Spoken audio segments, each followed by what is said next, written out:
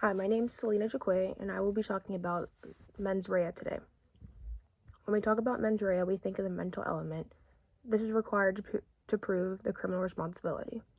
Some examples of this would be killing a child by driving too fast over the speed limit, or cleaning a gun and killing someone, or shooting the girl your husband was messing around with. Those are just 3 examples of what this mental element could mean. When we talk about mens rea, there are a few general rules that consist with this. The first one would be the criminal state of mind must exist at the time of the injurious act. The next one is the criminal state of mind may be formed at the time of the act, or it may be formed over a longer period of time. So with this, it just means that it could be in the moment, or you could be planning this over a long period of time. It doesn't necessarily have to be planned over a long period of time, but it could be.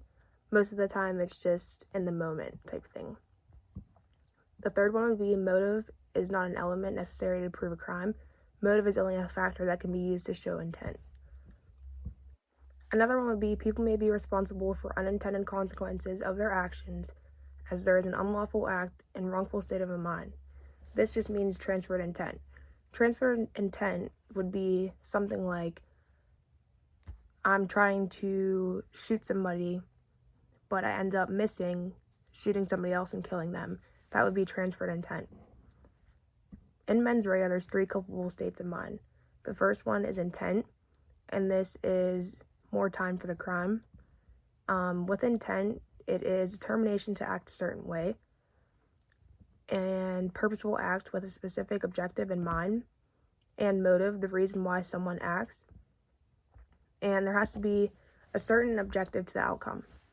So this just means like anything, pulling the trigger, that you specifically wanted to shoot or kill that person, and 2, specific intent that equals murder. And then when we talk about reckless, it's complete disregard of the rights and safety of others, and negligent. Negligent would be the least culpable. So when we talk about this can be both criminal and civil. When we talk about criminal in the sense of negligent, you will be charged, and that's gross negligence. Civil means that somebody can sue you, and that's ordinary negligence.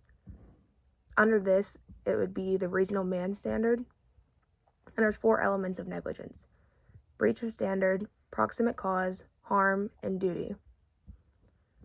Also, whenever we talk about mens rea, we have this thing called strict liability, and these crimes do not have any mens rea. They only have to prove that the act was done.